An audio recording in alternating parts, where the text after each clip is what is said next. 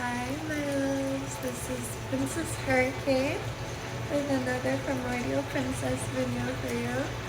I am so excited right now. I'm just about to go to one of my favorite places.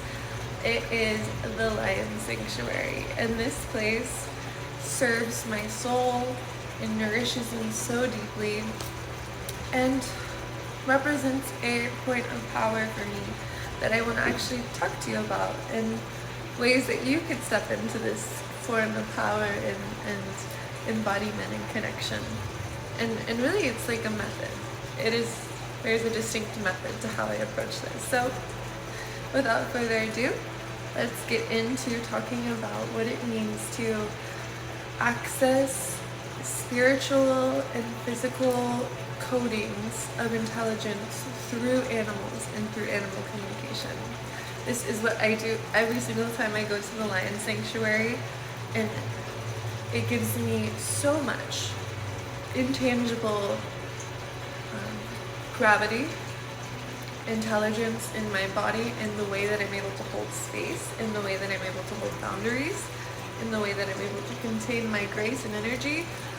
All of this is something that I absorb from the lions themselves. So let's talk about this as a method and how you yourself can begin to apply this technique. So in shamanic power pathways, this type of practice would be aligned with the idea of shapeshifting.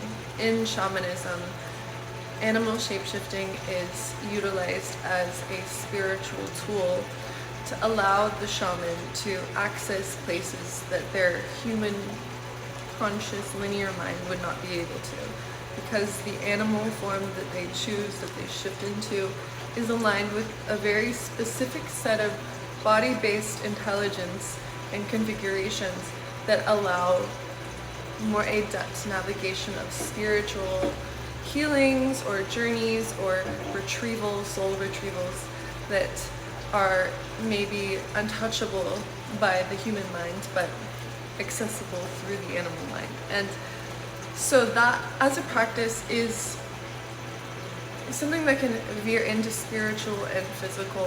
What I'm really talking about in my own practice and process is very connected to the physical, direct communication with specific animals, wild animals, because there is an untainted, pure, embodied intelligence in these wild animals that lives as a kind of very pure coding, a very pure, uncorrupted coding of the body and of the consciousness that the animal holds and exudes.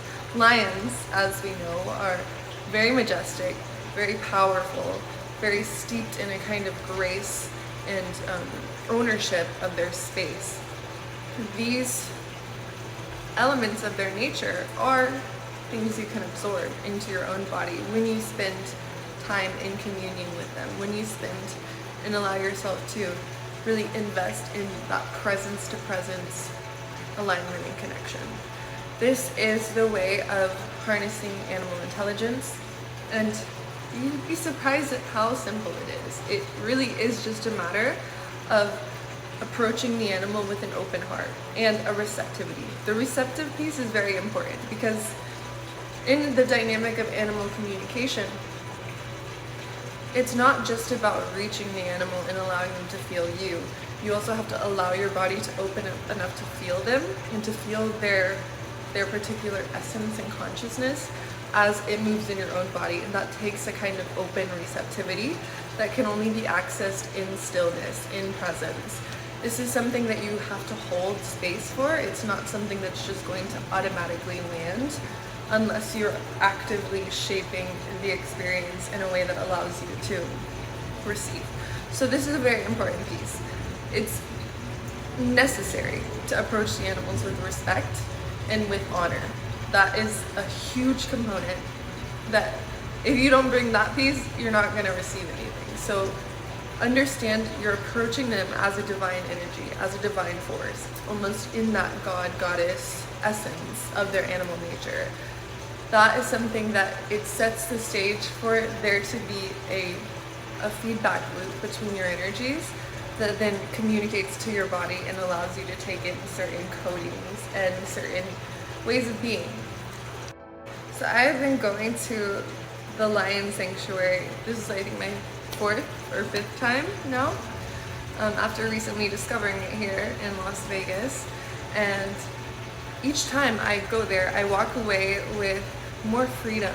That's something very profound I noticed, in that I think before I touched the lion in that exchange, in that shamanic communion, before I really opened myself to them, I had a hard time holding my majesty, my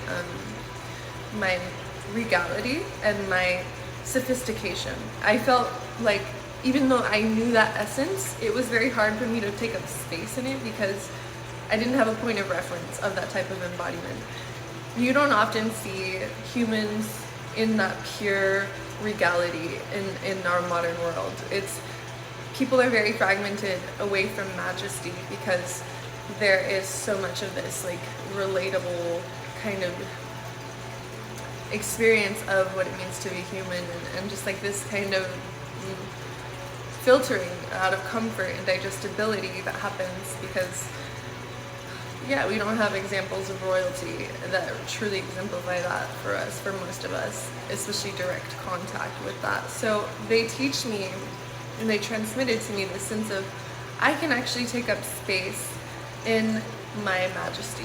I don't need to pretend like I'm not aligned with elegance and refinement. I don't need to allow myself to feel like I have to be diluted in the potency of my elegance. That was so profound for me because I remember stepping into this space where I saw this female lion, and she was sitting, and her head was arched in this beautiful line. It was like this perfect curvature. She looked like a statue, a goddess.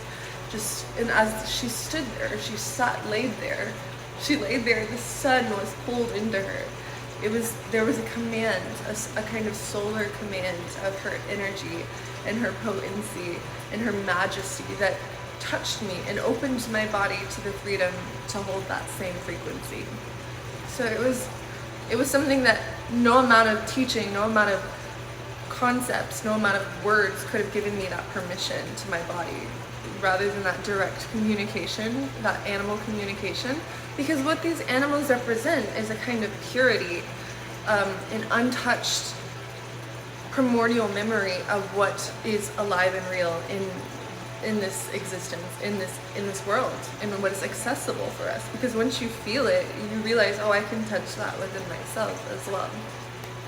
Another thing I noticed from the Lion Sanctuary was this profound sense of, I can take up space in my eroticism, and I am allowed to do that with a kind of edge, with a kind of like, do not cross these lines or I will attack. And not in a like aggressive masculine way, but in a like, it's clear, the line is clear, I have claws, you don't want to touch this.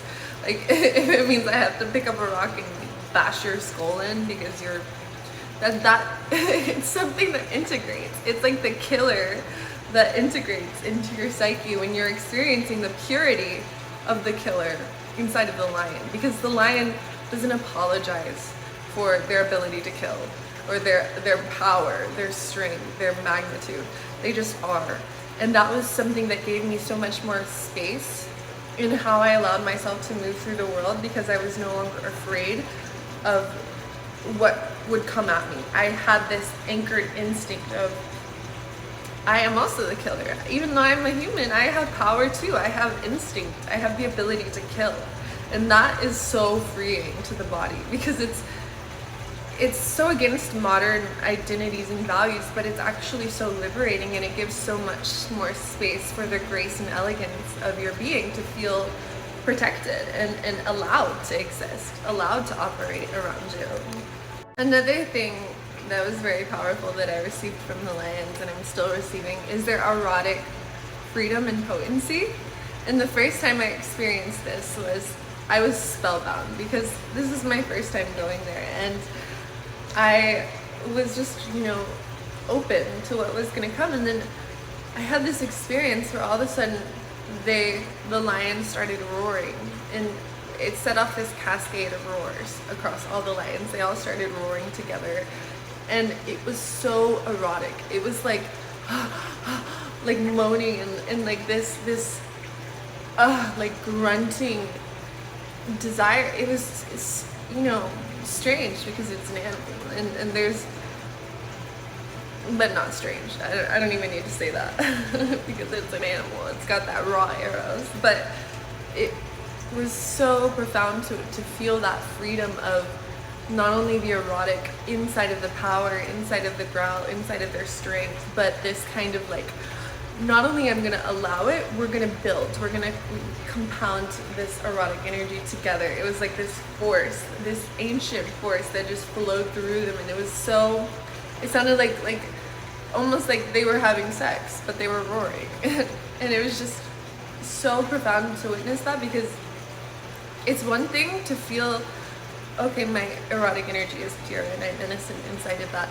It's a whole other thing to witness an animal expressing almost the reverential worship of that erotic through their instinctive nature, because in that way there's a kind of permission that nature grants you just from witnessing it, because it's, you're able to see, even though the world has made me feel like this is wrong, here are these animals coded so perfectly by nature's intelligence and evolutionary design, and here they are in reverential surrender to that energy that I felt villainized for, that I felt wrong for holding. Here they are not only holding it, they're amplifying it, they're directing it to higher grounds as just naturally coded into their nature. And that was something that was so healing for me. So with all of what I'm sharing about my own experiences, I really want to invite you to consider your own process around how you can approach animals, whether they're in zoos or sanctuaries or just habitats that you can find them. There is some dimension of this that it can bring a lot of grief and tenderness, because the way that humanity relates to wild animals in its current state is very inhumane, just primitive, I feel, and wrong in a lot of ways. But of course that's something I desire to change and I hope to change. But just know that going into this, there will be a duality to the experience, where if you're in a zoo, if you're in a kind of a place where you're connecting to wild animals that are in a sense of enslavement, that there will be that grief that is part of the experience. And that's something to embrace and actually give room to, because it's healing for you to witness their grief. It's healing for you to allow yourself to feel their pain. And that's part of where a lot of the deeper exchange actually comes in, and them giving you their power, because you're giving them something too. You're giving them a sense of, I see you in your beauty, I see you in your majesty, I see that you're also surrounded by these cages, these walls, and I honor you still. I give you something back to you that you may have forgotten, or that you maybe are feeling like lost within. That gift is so much a part of what it means to actually receive their power. So I want to really emphasize that. Don't go into this experience expecting to feel just the power alone, because a lot of times these animals are in spaces that do not honor them and that do not really serve their true primordial majesty. But this is something where it's like, you have to meet them where they are. You have to honor their grief, you have to honor their pain, you have to honor the way that they exist. And in that, you can actually still touch the deeper layers of their power and actually serve them by meeting those pieces of power that are truly nourishing for them to see and feel reflected in just that energy exchange alone. So my invitation is to go seek out some wild animals. Go find yourself in a space where you can commune and where you can be in an active space of presence. Hold silence and stillness. You can talk to them, of course. It's just more about that containment of the energy and containment of the communication. But holding that space, opening, showing up with honor, reverence, and empathy, compassion, grace, all the love, they will give you power. That is it. It's really as simple as that. Just come in with an open heart, be prepared to face their darker emotions, and you will be transformed by them. And not in a way that's passive, not in a way that's mental, but in an actually embodied way. You will be transformed. I have lived experience of this. I recognize it, I understand it, I know it. So I invite you to experience it for yourself and learn this beyond just the mind. Because again, I could tell you all these words and all these concepts and everything, but it's not until you actually experience that exchange that you realize just how profound and transformative and alchemical it actually is. So I am so excited. I'm just about to go right now, actually. So my heart's bursting. I'm feeling the vibes. I'm so ready to receive the lions, and I want to invite you to find your own animals to connect to and receive from. And they don't need to be just the powerful predators. They can be the gentle swan. They can be the soft little sweet birds that flutter around. They can be a bunny. There's so much diversity in what you allow yourself to receive. And you will instinctively know what it is that they're offering. You don't have to think about it too much. But just know that the more you can find that sense of that purity, that uncorrupt, wild strain of their intelligence, the more you can begin to just develop a feel for that, the more you start to realize what it means to take it in and to hold it and to embody it. So I am about to leave. Thank you so much for watching. I am so passionate about this, and I hope that through my Primordial Princess movement, I can actually bring structural change to the way that animals are related to in habitats, in zoos, in enclosures, and bringing more just healing and respect to those spaces. So it's a deep part of my mission. I actually got this tattoo as a commitment to that vision and that desire. So it's something I'm really passionate about. I'm so excited. I'm about to leave now. Thanks for watching another Primordial Princess video. Subscribe to my channel, and yeah, this is Princess Hurricane. And I hope you enjoy and allow yourself to shapeshift and transform through the animals of the world. Thanks for watching.